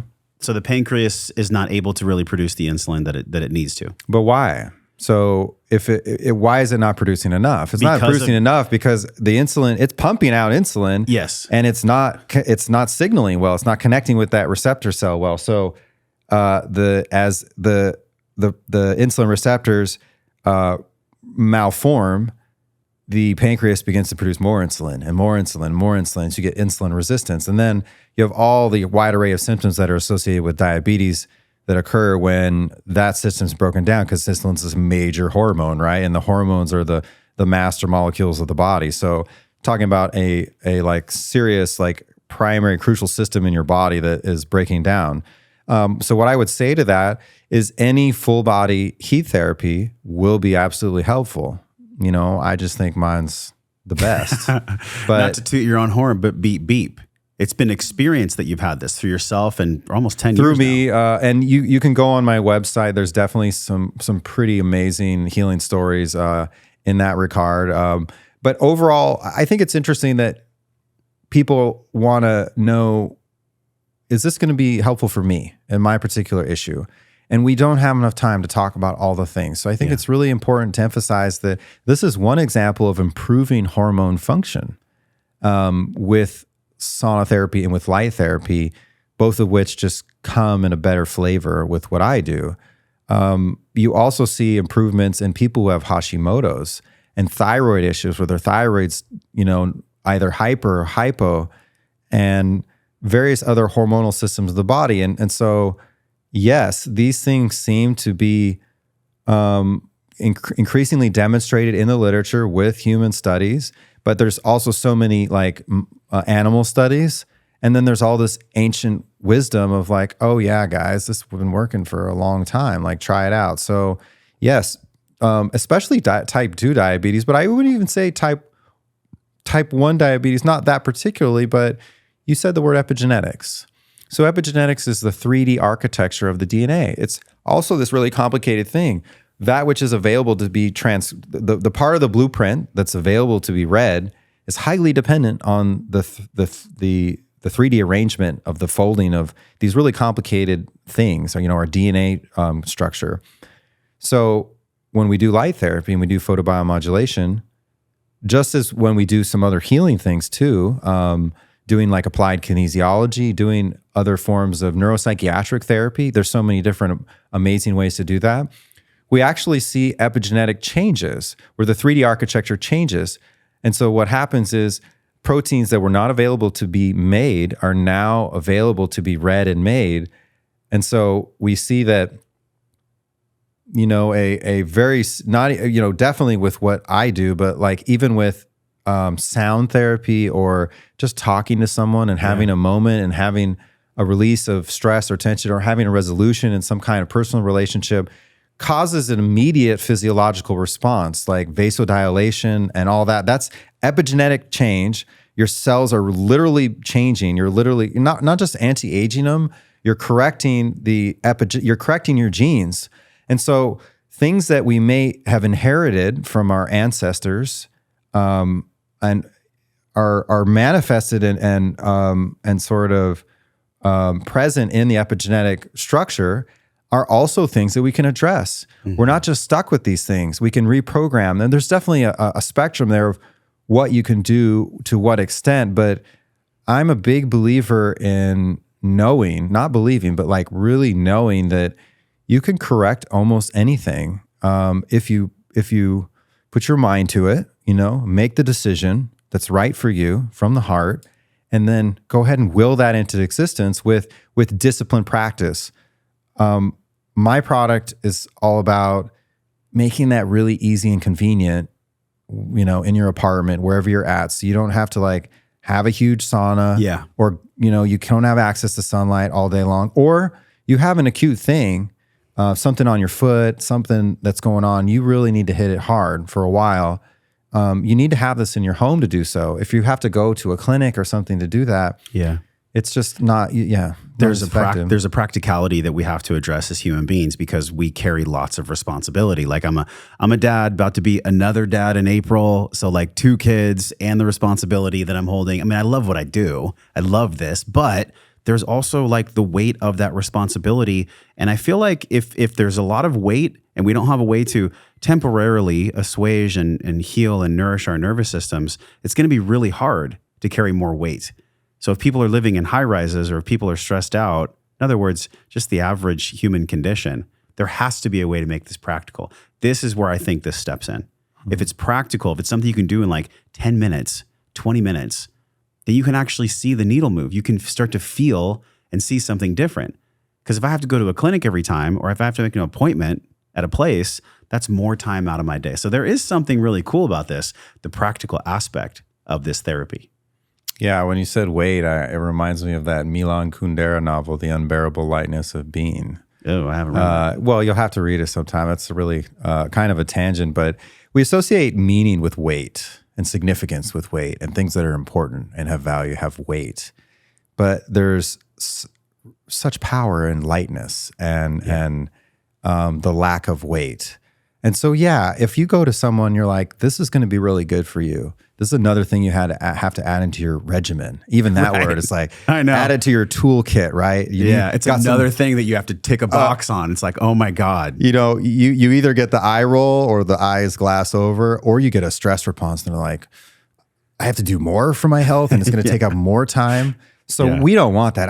I'm the same as you. never wanted that. I want something that is really practical. And when I'm doing it, it feels good. Like I don't like to do things for my health, between air quotes. I like to do things that are fun. I want to have fun all the time. Always do things that have like a strong love component to it. And really that's what this is. When you talk about all the wide array of things that I do, and I could tell you definitely some more things I do. Definitely cold therapy, definitely sleeping on time. I kind of avoid caffeine and alcohol for the most part now. But I always wanted one thing that would do like 20 things at once. Like that's real biohacking. That's the real effective thing. So with this, I can spend 20 minutes before work, before I do anything, and have all these different things going on, and have an opportunity to engage in either some breath work or a meditative practice, and have deprivation therapy, especially if you have the Faraday product, because you're protected from the modern EMF, and do the detox, and do the refolding of the proteins, and do the light therapy, and the anti-aging, and all this stuff, and do it all so fast. That for me is like a dream come true. And then when I use it in the morning, my whole day is calibrated. I feel better. I have more energy. I'm more in a flow state. Improved cognitive functioning is a big documented benefit of both sauna and of light therapy. So better decision making, less indecisiveness, better recall. That has effects on athletic performance. And you mentioned like tempering the body. You improve your resistance to heat stress when you do sauna, right? Obviously, because you're doing it all the time. So you see that with athletes that work under like really hot environments, but also it programs your body to deal with what our ancestors dealt with, severe changes in environmental temperature that were like basically every day. It got cold at night, really cold at night. And the body's designed to get cold and it's designed to get hot. And when we condition it to do so, wow, here's another benefit. We in all of this, we shift our bodies into a homeostatic point that's like at the center of all things, that's energetically, well, let me put it this way. Like if there's the physical, there's the astral, and there's the ethereal. These are all just differences in frequency. They're all real. In the physical, everything vibrates, but a lot slower.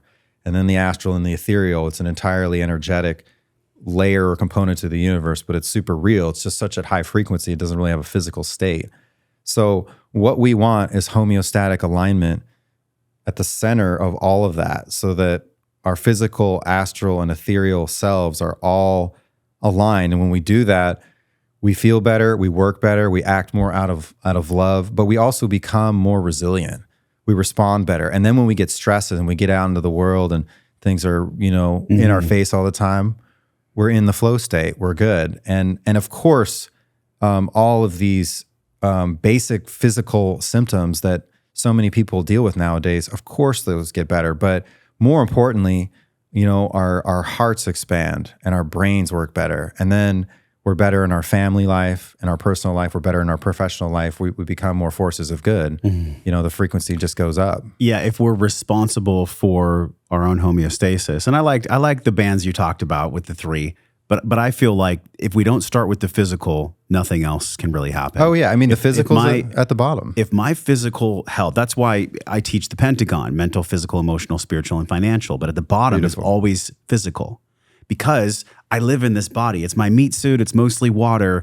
So everything that this thing eats or is around, it dictates the other four.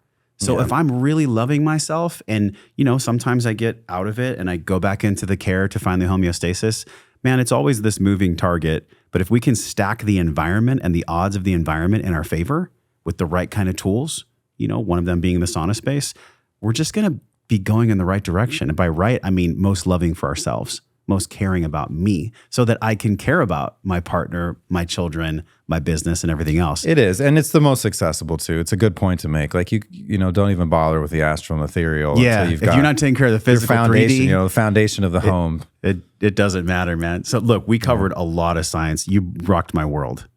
Like I knew that we were going to get into the science, but everything you learned in organic chemistry, and when you were sitting there in Bozeman, did you ever think, I'm going to create something with this one day? Because a lot of what I've heard from people about organic chemistry is it's real thick. There's a lot of information there. Yeah, I actually did a novel protein synthesis of a fluorescent protein dye, and I got really deep into it, and I wrote a master's level thesis on that, even though I was just an undergrad. But no, I was working in the lab, and I had one day like some solvent, these little clips that were holding the solvent, like glass apparatus I was working with. It busted, and all the solvent blows into my face. And so I was the first guy to have to use the shower in the lab in like a year, and it was no big deal. Like I was quite fine, but I'm sitting there with the purple gloves and the solvent all over me. And I'm looking around. I've got these chemicals that you have to like go like this, and under the hood, because they're so dangerous to use. And I'm looking out the window, and there's people playing frisbee golf out there, and I'm stuck in, and it's in Montana where it's so beautiful. And I had a shocking epiphany. I was like, I'm not doing this at all. I have no interest in being in this type of vocation, even though I love the content for its and the knowledge. So I had no idea where it was going to be applied later. Yeah. Like that was the divine plan for sure. It's a really toxic environment to work in. I can imagine. Yeah. I mean, essentially that's kind of what happened, I think, in the Wuhan coronavirus, is somebody was like, screw this, and they opened up something and it leaked out. Who knows? Who freaking knows? But being in that environment is way different than being in nature. And also being a spiritual man, being able to connect with all aspects of self, having some kind of a connection to your observer, being in life with an open heart. All these things require some type of maintenance. So with that maintenance, what continues to fascinate you? Like with your work, with this tech, with the light therapy, with your own life, like what fascinates you the most about wellness? Or in other words, about the well-being of yourself? Yeah, it's an interesting question. I was always so mental and trying to make decisions that I know now should always be made by the heart, pretty much all the decisions, and what to do, what to eat, what to say, who to be with, how to create connection, how to say no to things. And I was using my mind to do all that. I was ignoring the instincts of my heart, the deep feelings like, oh, this is what you need to do. And then immediately my mind would step in really logically and be like, no, X, Y, and Z, to do, deduction and manipulate really my heart and dominate it. And so I was loving people with my mind, which I'm a person who has a lot of love. I've always been that way, but it leads to certain outcomes where there's the danger of becoming a tyrant.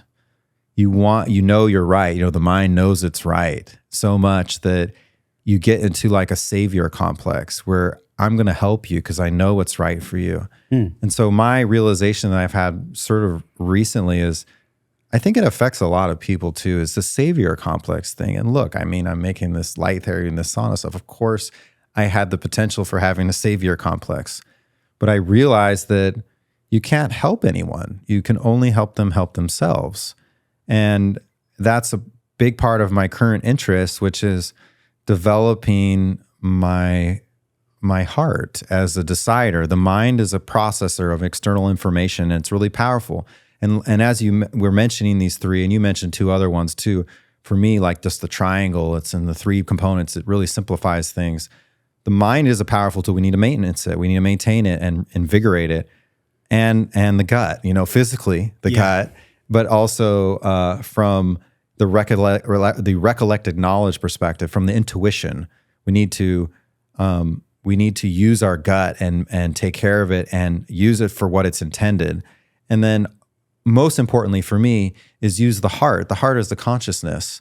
If you make decisions with just your heart and you enact them with your gut, you might become a sociopath because you're doing things like with a lot of emotion, but you're not thinking necessarily and analyzing a lot of. If you do things with the mind and no heart, you become the brutal dictator. Sure. Sure. If you have the analysis of the mind and the consciousness of the heart for the decision making, but you can't get anything done, you just sit there all day long. You're one of those people that has great ideas, but you become lazy, and it's almost like for me, it would be something that I would call like almost cowardly. Like you have such ability to do good and you're not doing anything. So all these things need to be in alignment. For me, what was messed up in me, or what was self-limiting completely, was relying on the heart. And so now I just I come from a place of love. I deliver every connection, every word I say. I make an attempt to make it loving and deliver it with kindness and be so grateful all the time and be so present and give you my 100%. And that's not 100% of me, but that's 100% of me as it relates to you. And in doing this, I've slowly but surely been able to resolve longstanding feelings of doubt of self-worth, and also irritation or fear, really deep fears that result in anger and things like that. And then all of a sudden now I'm just, smiling and loving and looking in each moment and having that intentionality, that really overt intentionality of making this whatever this is, it's in love, and I want to laugh a lot. I want to have a lot of fun. And there's no one that I've met who doesn't respond really well to that. They love it. And on the flip side of it is, if you're a jerk and you're mean and you're angry or you're cruel or you're, how do what's the response that you get? It's a reflection of what you're doing. So it's negative. But if you're with positivity, but also being really intentional in that positivity, like when you hold someone's hand, when you look someone in the eyes, be thinking and saying what your intention is really overtly, and it totally changes your experience and your connection with them. And all of a sudden, every moment is like the best moment of my life. But when you have that much truth, you have to really look at old relationships or even current relationships that have to be let go of, because maybe they're used to the older version of you. Did you have that happen when you had this new realization? Yeah, I mean, all this, there's, as you transform eternally, the eternal transformation of fire, which is what Heraclitus, a pre-Platonic philosopher, was all about. Very interesting stuff, that guy. In the eternal transformation, as you develop new things in yourself, some older things die, or they're let go, or they diminish in size to make space for the new capacity and the new expansiveness of the consciousness and the intention that you have now. So that's where I'm really grateful that I've got my gut's healthy because there's you have these realizations, there's so much discipline that you need to have, just even with food, being intentional with food. Now I'm looking at the menu and my instinct immediately tells me what I need to order. And then I can hear my mind, start to talk and start to French think, fries, get this. And then you start looking at the pictures, and all the food porn. Yeah. And what I've done is been really careful with that and created a dialectic, because I still have some of those habits. These things don't die quickly. There's a daily, moment to moment, second to second intention and an acting out of that intention with some mistakes that occur along the way.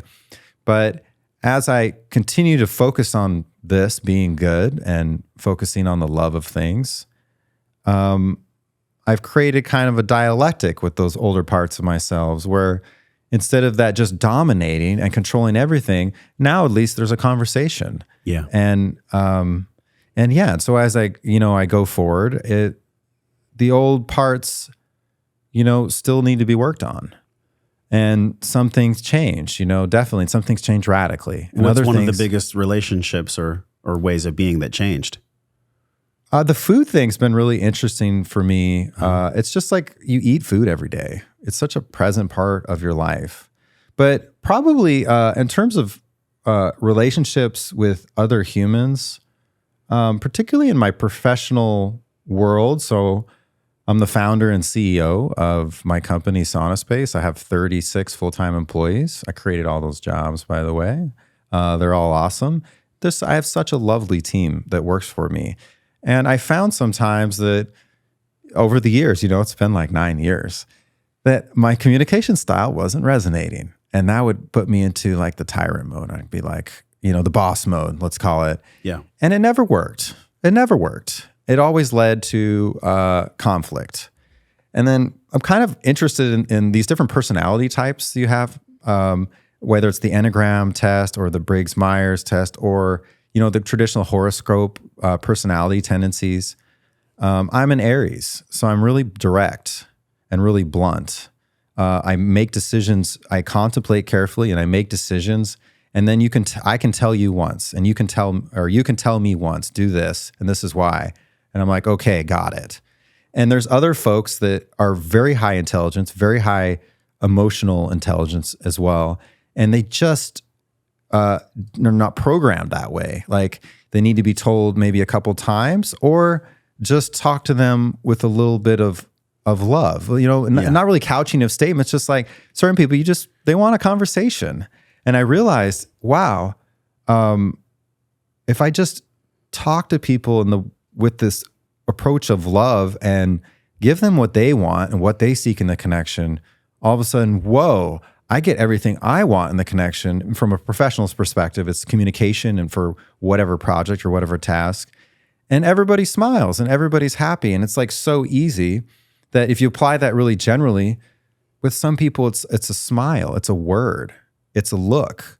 And you give them what they want. What we all want is connection. We all want that deeply.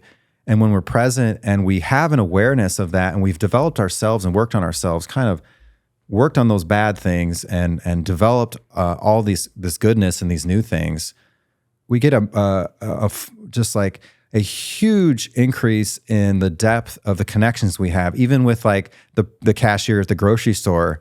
You have a simple conversation, and then all of a sudden, we don't know the how and the why of the universe, but all of a sudden, like things start working out for you. Yeah, life's more enjoyable that way. Life's more enjoyable, but then also there's some really trippy things that happen sometimes where you get these connections, and the universe begins to bring you what you need because you know what you want, and you're correcting yourself. You're not trying to overtly like force people to help them, do this, do that. You're working on yourself so that your house is not on fire. And the divine wants that. He wants us to know what we want and work on ourselves. And then we get connections like this. Like how I met you was really random. I was not supposed to be at that event. And I got to meet you in person, and we got to talk a little bit. And here I am today in your studio, which is also the first time I've ever done this kind of in person. It's like, I'm so grateful. It's so great. I sit on the bamboo. I know you have a stool in the sauna, but I sit down. And when I sit down, it allows me to breathe. Sometimes I'll sit and just read a book. Sometimes I'll just sit and close my eyes and just be there. And really what I feel like you're talking about is if we bring ourselves back to this natural harmony, this natural, I guess you could say, expansion, contraction, tide of life, pace of life, correcting our circadian rhythm, treating our bodies with love, getting light when we're supposed to get light, getting the right type of light we're supposed to get, that starts to counteract a lot of the deleterious things that we've taken on. In other words, when we follow these waves and these paces of nature, it allows us to reset. It allows us to come back home and be calm and be able to do this and be able to talk to one another. And I think a lot of people need that the most, because the overwhelming question and answer that comes in on Instagram or even in my personal inboxes, how do I have a better life? How do I live well? And my answer is always, you have to have better awareness. You have to have a higher level of awareness of what's going on. And the tools to get to that awareness usually involve you being still and just involve the natural harmony that exists in nature. So we covered a lot of ground with the science. Beautiful. Yeah, but beyond just the science of SaunaSpace, the Photon, this light therapy, the way it differentiates from the traditional perceived red light therapy and all that, on a spiritual, emotional lens, what is one of the benefits that you yourself have received? And maybe you get people that write in as well from your specific mode of therapy. Happiness and solace. And, this word, this kind of word that we use to call the Zen state or the flow state, it's kind of hard to articulate, but it's when you're the most human. And when you're the most human, you're mostly in yourself. So, I say self and people think, self, oh, selfish, right? I don't mean that. I mean self-oriented. The more we're grounded in ourselves and we dial in on our issues and we correct them, the more we expand and the more we are available for others. So if you really want to help others, you need to not just first help yourself, but continually, every day, continue to put yourself first. Like when you get on the plane, you put the oxygen mask on yourself first. That's not because you want to survive at the expense of the other person. That's because you want to be available to actually help the other person in a meaningful way. And so when we act self-oriented and we take care of ourselves, all we're doing is knowing ourselves more. And this is so fascinating. Like, how could you possibly be anxious or hate yourself or be down on yourself or be opposed to yourself? It's all you. That's all an insane mind. You know, it's a trauma or a block. That's a habit. It's a mind loop that's been developed. That's a total distortion of your energetic field and your emotional self. Like, it's all in your mind, is the saying, right? It totally is. When we're in ourselves and we know what we really want, we're happy. And so if you look at like my customer reviews and you look at some of the stories of some of our customers, honestly, I'll bring up one that was really in the beginning, back in the bricolage in the early days when I was making like a few saunas a month. It was probably in the first 6 months or something. This woman calls me up and she's like crying on the phone. And I'm like, what? Is this going to be some kind of customer complaint or something? And she says, Brian, I'm so thankful. I got my life back because of you. And so it ended up being this longer conversation, longer story of how she healed herself with just using this product. And by the way, it was like painter's cloths, plastic plumbing pipe, chicken wire. There was no stool, mat. It was just the most bricolage looking thing you ever saw. And yet she healed herself so much. She ameliorated all of her chronic disease. She had several big things that were going on. She was able to go back to work because she lost her job because she couldn't leave her house. And in going back to work, she was able to begin to provide for her family and correct her personal relationship with her partner. And she, like, her whole life got back. So it's not just the word happy, Josh. It's like, I don't even know how you quantify that. And it was all through this seemingly simple practice of sitting on your lazy butt and sitting in front of these lights and sweating a little bit. And in working on every cell of the body at this really foundational, fundamental level, you get the physiological correction, but then you get the emotional correction. And then you get then everything around you can't but correct as well. And so then you get everything you possibly could have asked for. And that was a review that came like really early on. And now you just see that. It doesn't matter what your problem is or what you're dealing with, physiological, pretty much everybody nowadays on this pharmaceutical drug or that. But so many people are just so stressed out, you know, they're just so sad or they're depressed. Or the neuropsychiatric component of things is so powerful and so shifted and distorted nowadays that I like to speak to that too. Like we have customers in the autoimmune world that have like corrected that.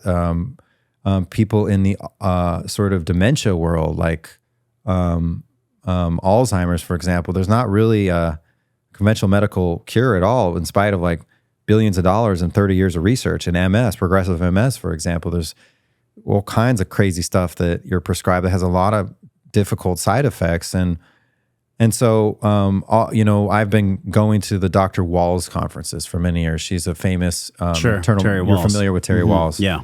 I actually had her at my house one time.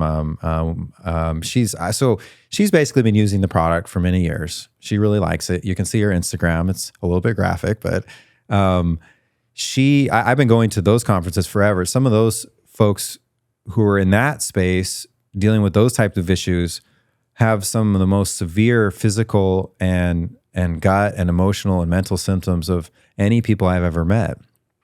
And so I have some of those, and you can read about them. Some of the customers from like the Walls Warrior community, you can go on their Facebook group, where they start out with a photon light because a lot of people with autoimmune issues have thermal regulatory problems.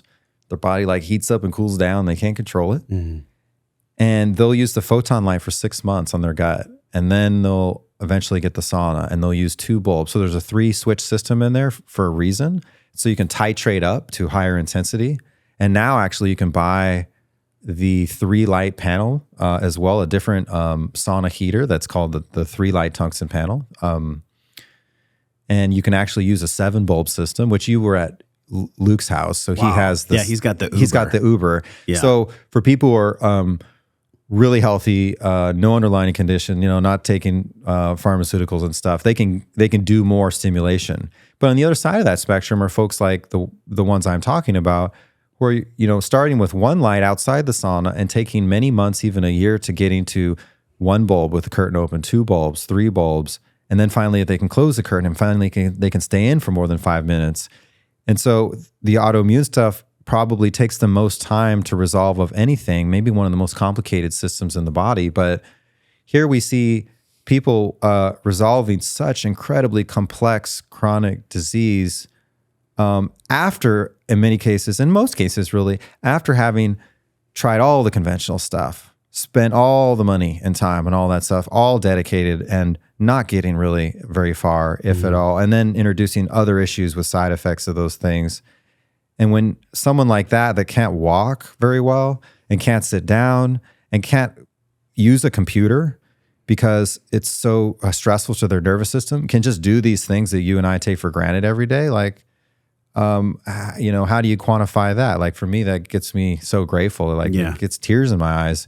So those are the type of journeys that people have with my product, like all the time, every day. I'm sure that pushes you through when like supply chain issues happen or business stuff may stress you out, that you just rely on those stories of really truly serving people and helping people to push you through. Like everybody's got like that moment in their life where they say, no matter what, like I'm always going to be moving forward. And then it's the test of the dream. Like you have a clear purpose. It's very clear. It's from your own healing that you even came into this world, man. So I just so appreciate you, dude. I appreciate what you do in the world and how you showed up today. And honestly, like I'm excited to see what happens for me. I've only had the sauna for a month. I love it. I love the way it feels. I use it at my desk when I work, but like I could see that after 2 and 3 months, just the meditative process and that checking in of like, I'm going to love myself today. I'm going to go slow today. I'm going to take 10, 15 minutes in the morning and just sit there and be with myself. And then I'm also going to get that synergy stacking of everything else. That is probably the most powerful thing we can do right now is like, can we save time? Can we save time as we like live our lives well? Well, you just hit it. I mean, quality time. What's the most valuable thing you have?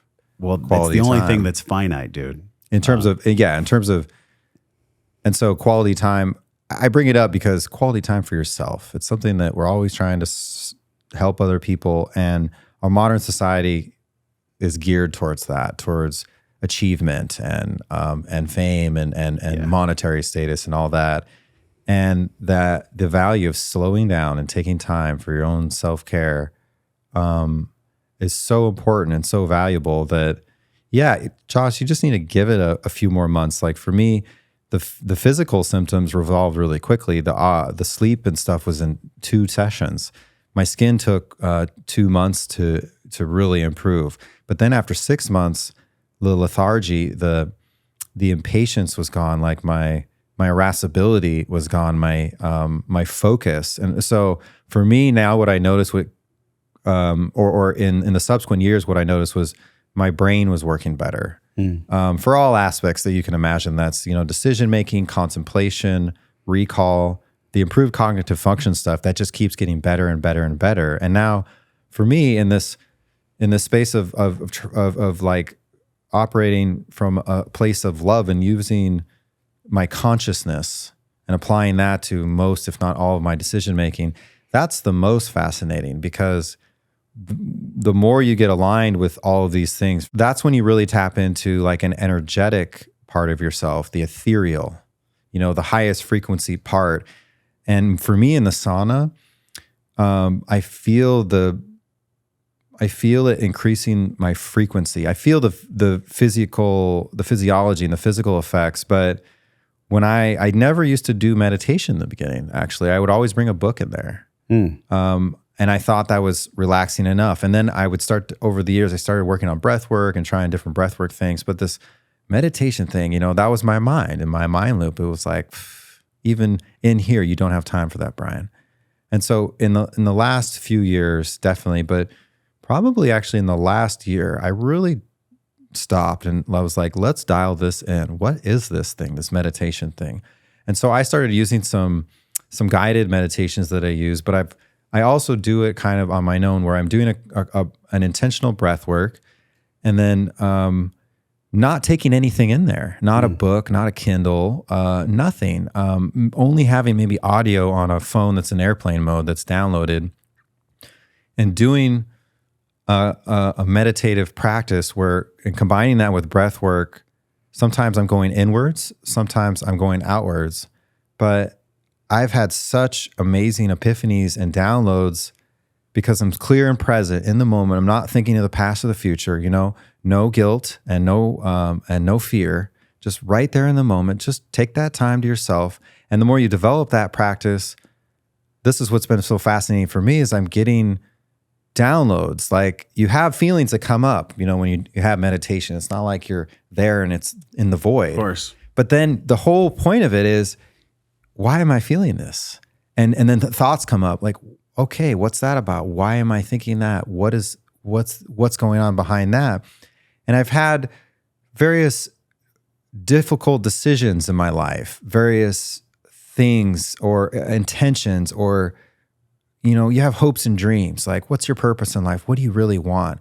I've had some of those things begin to come up, and I'm in this perfect Zen state in there, and the Faraday, everything's like super dialed in, and I've begun to address those things and resolve things and put myself on paths and be able to make swift, meaningful changes, working on my old self and driving towards my new self that I've just never had. And I've been doing the sauna for 10 years, and it's only in the last 2 years, but particularly in the last year, even more particularly more recently, it's just become more and more accelerated.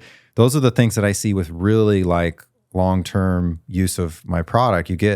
You access your higher being. Yeah. It's also just a place where you can be with yourself, which is the most important thing. It's the most rare thing. If people have trouble meditating or just sitting with themselves, at least you can tell your logical mind, hey, I'm going to go get all these benefits of hormesis and heat and light therapy. And also I can be with me. Dude, thank you for coming on the show. You guys have to check this out. I would start with the Photon. Is that the best place to start? Start with the small light, or do you recommend, if people take an inventory, should they go right to one of the larger saunas? How do people decide what's we should give that a minute. We've been a lot in the theory, but just to break it down, it's a wide catalog. The Photon is a great place to start because it's so easy to use. It doesn't take up space like the sauna. You don't have to take a shower afterward.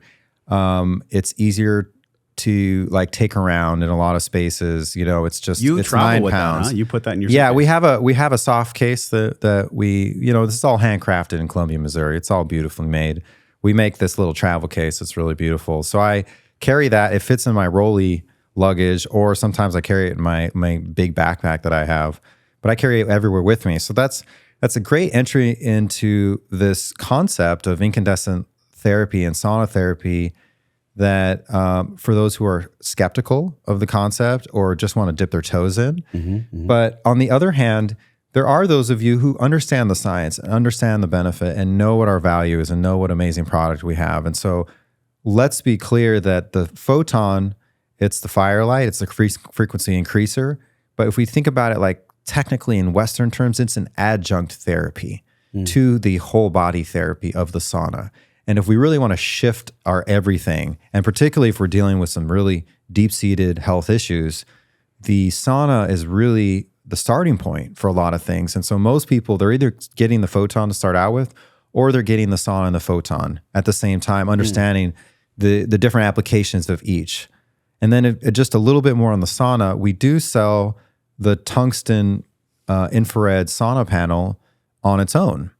So many people already have a sauna. They already have a far infrared sauna or a Finnish sauna, or they have a little Harry Potter closet, or we even have a shower conversion kit to where you're taking an enclosed space and you're using it like a sauna, but you're upgrading to the SaunaSpace light and heat technology to get that efficient, get that best of the best experience. But you can buy that, and you said you already had one of these, so you could have, instead, if you didn't have this beautiful space, you buy just the SaunaSpace tungsten panel in a 3 or 4 bulb or a both version, and then you get everything, you get everything technologically from the product. And then if you step up from that, the benefits of like what you have are, first of all, it's a beautiful handmade portable enclosure. It's all organic, super. Everything's basswood. There's and no all. crazy off gassing. No, there's none of that. Yeah. I think aesthetically, it's better. It's more. It feels really tribal inside. It's kind of like a little. It does. You know, it feels like you're in a little teepee. Yeah, you're in a little Bedouin. You know, Yeah. a little ancestral space. It's really cool. So you have that going on, but also your product has the grounding mat in it. That's in both of our saunas, the Illuminati sauna and the Faraday sauna. The grounding mat protects you from the wired voltage from the electricity. And then if you want to, step up into my Tesla class, that's the Faraday sauna, which you're actually trying out. So that has a unique optional EMF blocking liner system that's made of silver. It's 30% silver, that fabric so that's an upgrade. So you can start with the heater and buy that and then get the enclosure later. Or you can go full Faraday from the beginning. I'm all about like making this as easy and as practical as possible for you. Some people have the budget, but they just don't have the space, and they do a thing in their closet where they use a shower conversion kit. But definitely my best product is what you're trying out. It's the Faraday, and it comes in different colors. We have a sexy hand dyed turmeric color that's for those who want something really loud and fun. Come on. But all of it is designed to like, hey, try it out. See if it works for you. My products it's really the way I treat people is the way I want to be treated when I buy something. You get a 100-day home trial. You can return it for free if you don't like it. The product's built to last forever. If you call us up, we have in-house customer support. I've got my team members have worked there for years. They're right next to me. It's all intended to be a very nurturing lifetime experience because we want to help you help yourself. And it's all about making it super convenient and a beautiful experience because we're not just about function, right? It's not just a therapy. We're so about form. It's form and function together. We want things to be beautiful around us. So that's been one of the intentions of my design from the beginning. So beyond that, there's just so much love that goes in the product of all the team members that we have. And me, more than anything, like from the beginning, this is a duplicate of me. I don't know if you want to hear that. That's a funny little story. I mentioned it. It's a duplicate of you? So when I was 6 years old, I shot myself in the eye with a BB gun, like in the Christmas Story, Whoa. Yeah. And so I had an eye patch for 3 days in the hospital. Everybody thought I was going to be blind. It was a super traumatizing thing. It was a defective BB gun, actually. It was this whole crazy thing. So since then, when that happened, my iris got torn. So if you look at my left eye under bright light, you can see that the lens of the eye, the iris, is only on the bottom, and the pupil's exposed permanently. So it lets in too much light all the time. And I've always kind of squinted like this and all that. So I had this realization recently, Josh. So you'll find this pretty fascinating, or maybe you will. So since age of 6, I let in too much light, and I have too much light. And so here I am making light and distributing it out to everybody else because I have too much light inside me ever since a very young age. And I've always, from like an emotional perspective, always been a really loving person, all of that.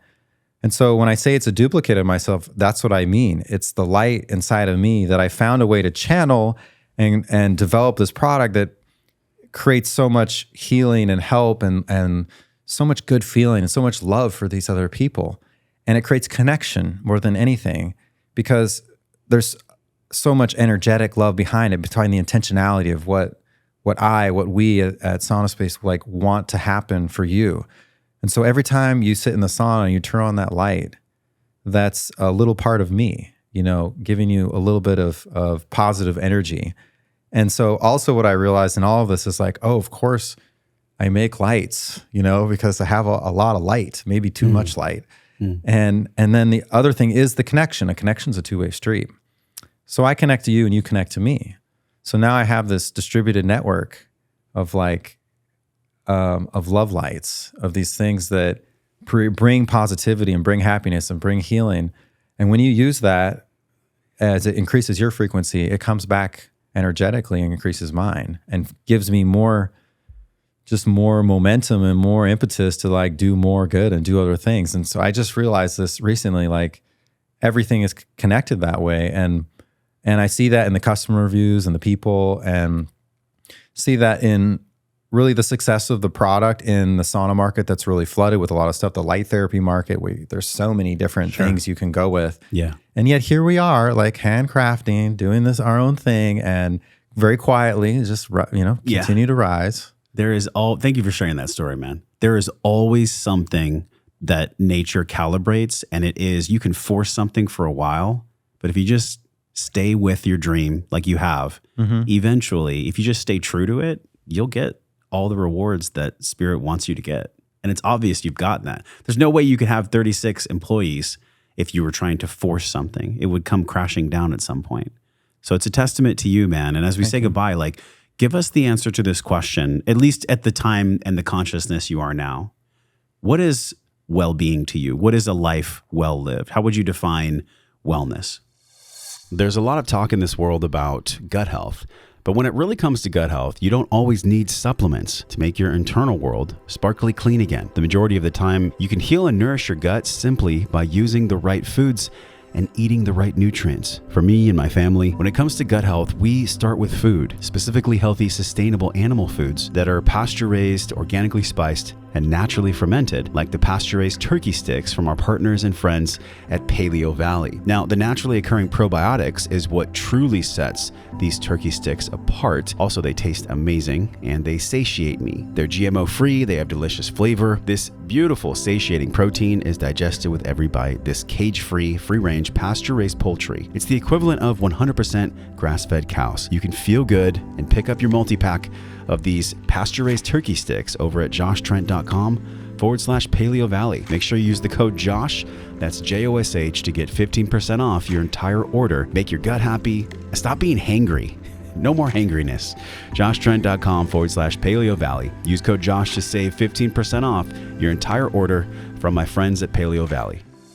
Yeah, it's kind of a lot of the things we've touched on this whole conversation, but it's just not just in the physical. The physical is the first thing to address, like you said. I love that. But then it's like, okay, well, now what? Well, then the emotional, then the mental, then the energetic, then the spiritual. A life, a life of wellness is a life of intentionality where there's so much love at every moment and so much beauty and so much laughter and fun that the moments of some sort of form of fear, whether it's anger or envy or guilt or whatever, are diminished dramatically so that they're, just not there almost ever. And it's not like traumatic things don't happen, and it's not like you don't have feelings of sadness. Mm-hmm. But when you correct all these things, real wellness is when you process everything. For me anyway, this is just what I've figured out for myself, and I encourage everybody to just try to explore this space for themselves, because everybody's so different. But for me, it's all about love. Love is the highest frequency. And so when I'm doing this, and sometimes I revert, and makes mistakes or whatever, but when I act out of, hold space and be loving and focus on this highest frequency of all, the frequency of love, and being my best self, I'm continually becoming my best self. And when you have love and fun and laughter, for me, I've realized every moment of every day, like right now, this is the best moment of my life. And for me, every day is like that. Every day is the best day of my life because I'm super present. And I'm not perfect, but I have an intention of being my better self. And so I'm present. I'm in this moment with love, and I'm not looking back. I'm just constantly, eternally transforming. I'm not even maybe exactly in the present. I'm in that precipice of going towards the future to becoming better and better and better. And so, yeah, yesterday was great. That was actually the best day of my life yesterday. Now I've changed my mind. Now today might be the best. We'll see. I still got a half day left, but seriously, like, who can say that? And I was like, if you said that to me years ago, I'd be like, you're crazy. What are you talking about, man? It's always, you got your bad days, you got your good days. I no longer think that. I think it's how you process things, even things of great density and great weight. And maybe when you're interacting with someone, there's a lot of negativity and antagonism, maybe in the connection. Even with that, doubling down on the love, is never a wrong thing for me. It's always, it always works. It's always been working. So.